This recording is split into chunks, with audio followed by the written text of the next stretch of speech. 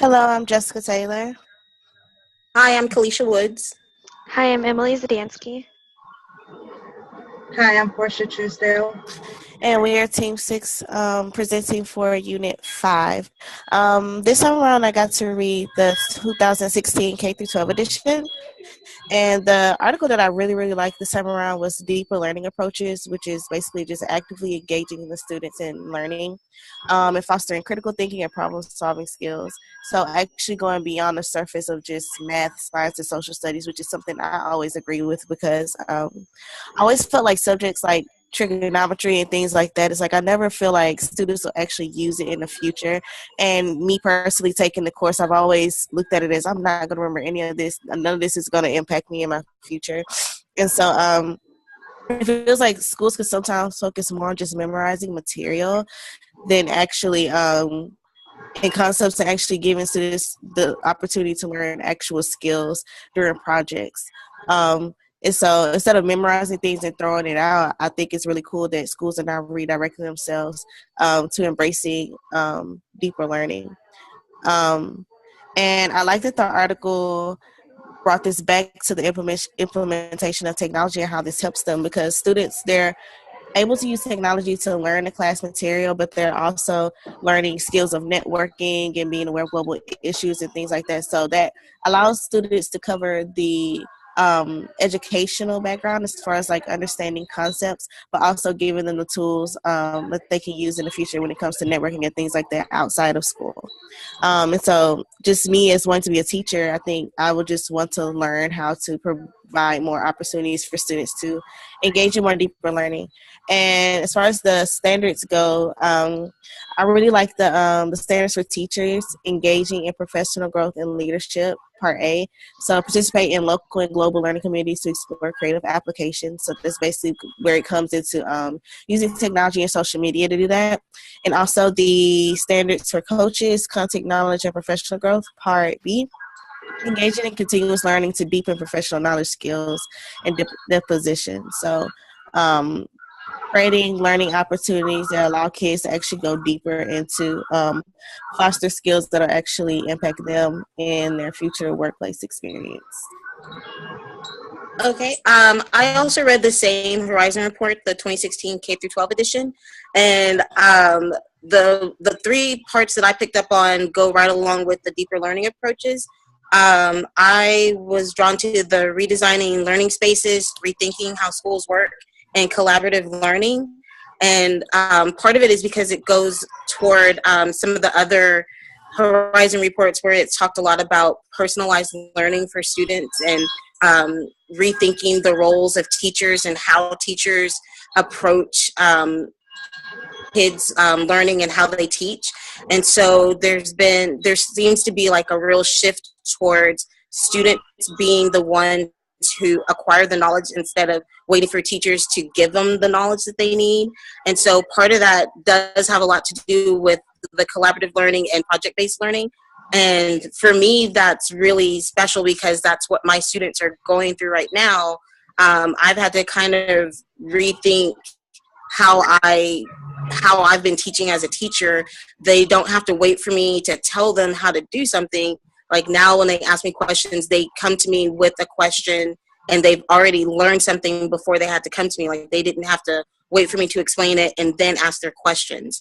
But the part that I do really love are the projects and the concept units that we do.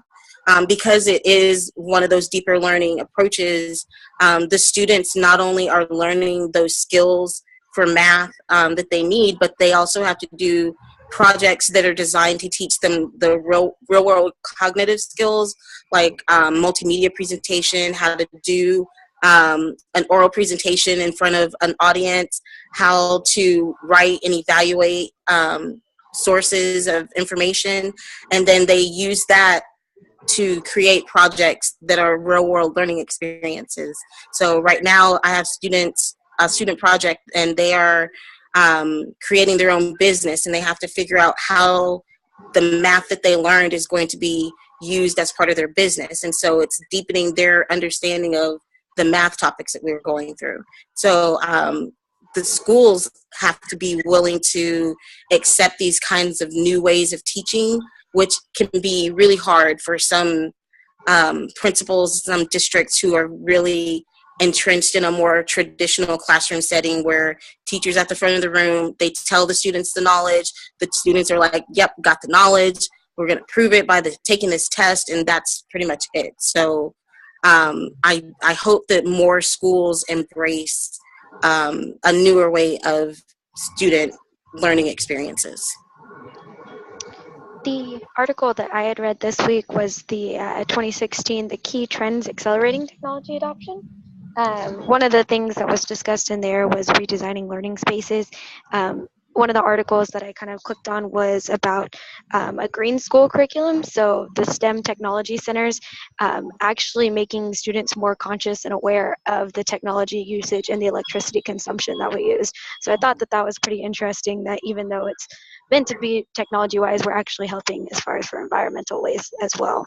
It also kind of talked about redesigning those learning spaces in the aspect of creating new areas for technology, so technology centers, virtual reality centers, like what we use in most classrooms, smart boards, and then of course mobile technology. So teachers are no longer expected to lug around like 7 different laptops or like books, etc. A lot of things have gone 100% digital for the most part, which is also kind of redefined our old style learning spaces that we've had.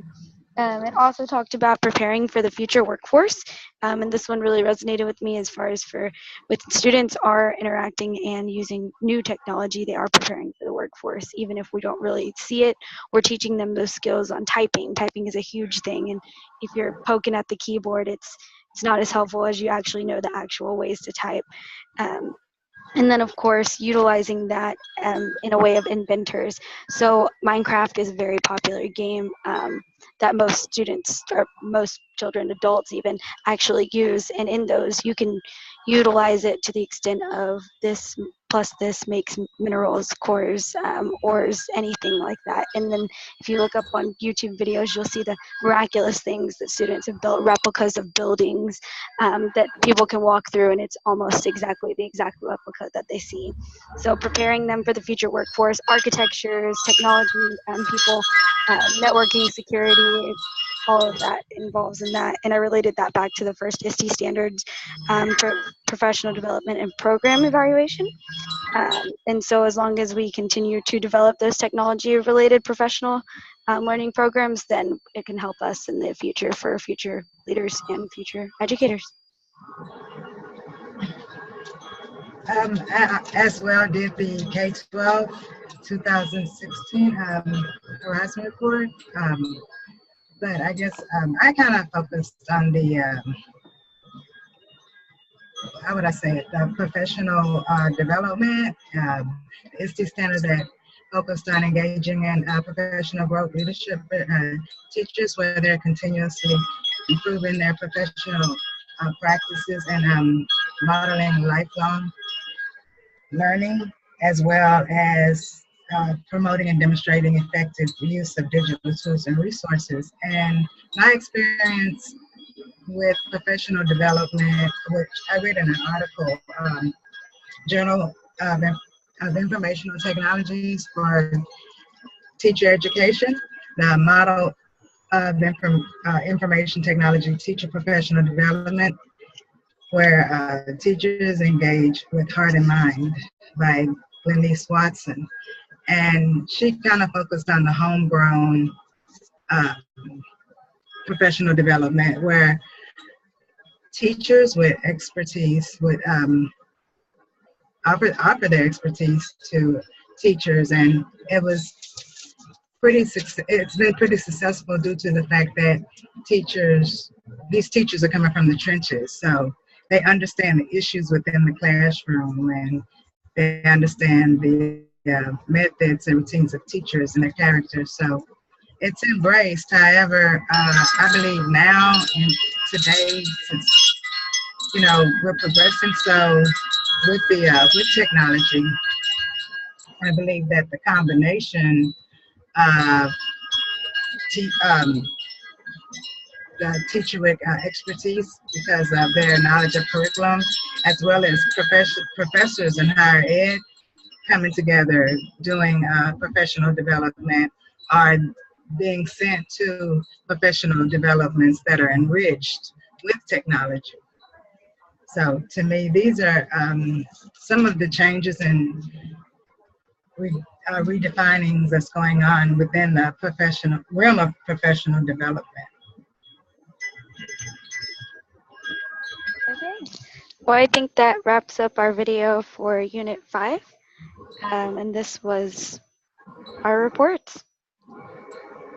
Great. I will see you guys next week. Bye. Bye bye.